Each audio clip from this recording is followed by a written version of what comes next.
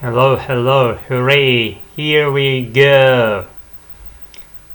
Today I tell you what, actually my impromptu mood spreads throughout the roadblocks that I have and it never stops actually because this is my all growing and all my attitude that I don't know, penetrates all the pushes here and probably maybe several years ago, I was too diligent to make this practice, and now I kind of arrived to the point that I understood that this is impromptu way that counts the most, and it rules all the attitudes. It equalizes all the attitudes in terms of American sounding, and equalizes all the attitudes in terms of impromptu way of speaking, and that's way that they feel like those attenders or viewers of this channel feel like they're in the right spot.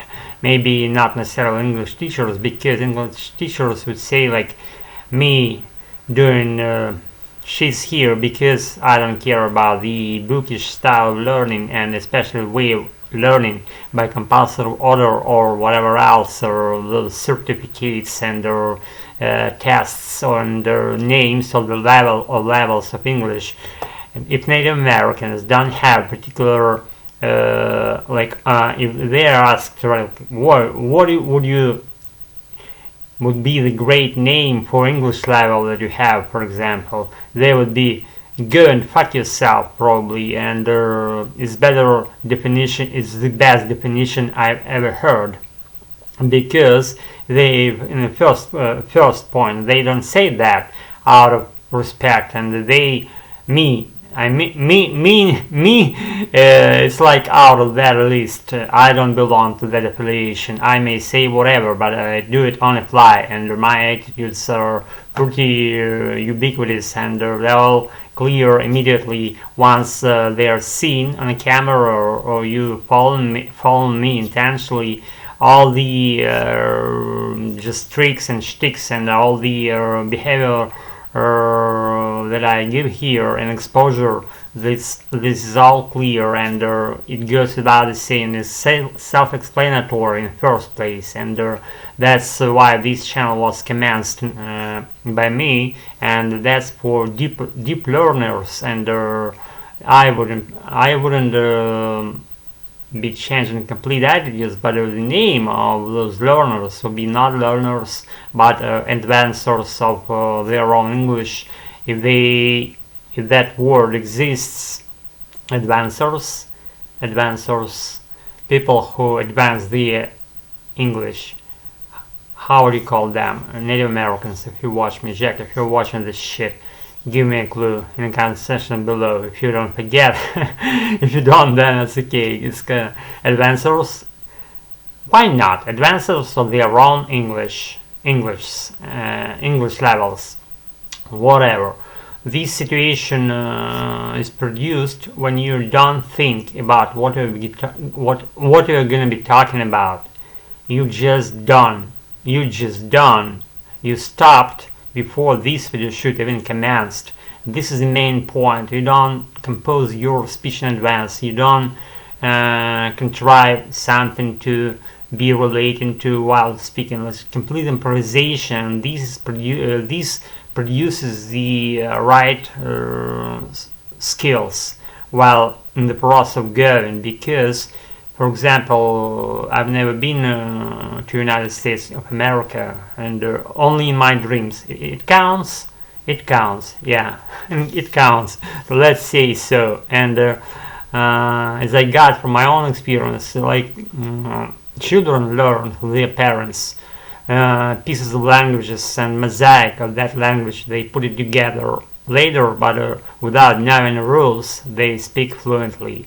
And once rules come into equation, everything begins to ruin. And that's the moment all English teachers say, yeah, we got you learning, we got you on the track of learning. As you're making mistakes, guys, that doesn't work that way. Native speakers' children, they speak and they learn, they get the language on the fly without writing down rules, memorizing rules. They just go seamlessly and automatically without mistakes. Why do you think this is happening? Why? Because none any extra not needed information gets into their brains in the first place.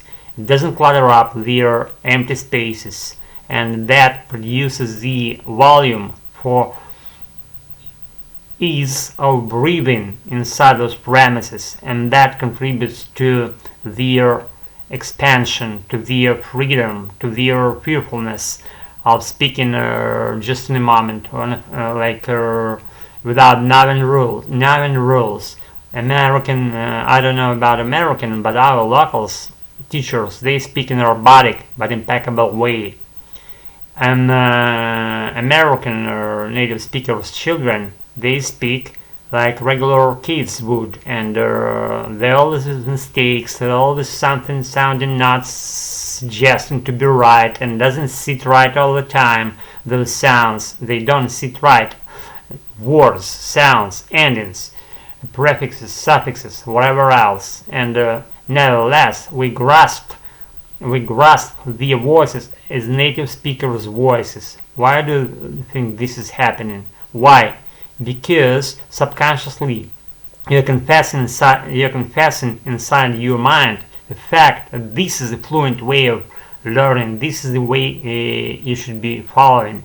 If you're done, then you're willing to pay English teachers, they're willing to pay, waste your time, you waste your resources, you betray your real wantings, and you betray your real goals. And I'm not evoking you to be the way that I said here, follow that, follow this.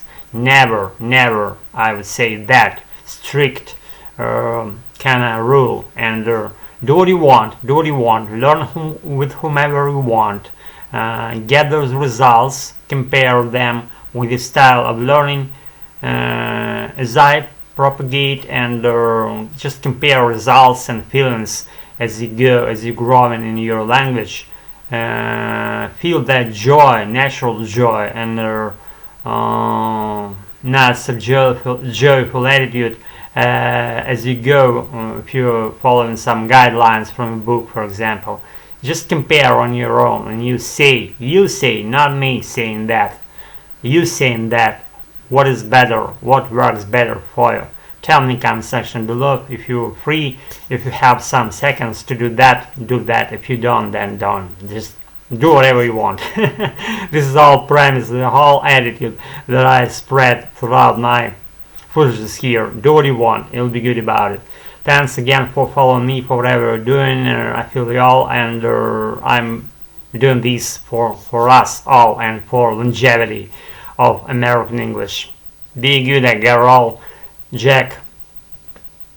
Good to hear from you. Be good, and see you soon. Be good, and thanks for everything, and for whatever else that comes first. Be good. Thank you so much for being in my life. Bye. See you soon.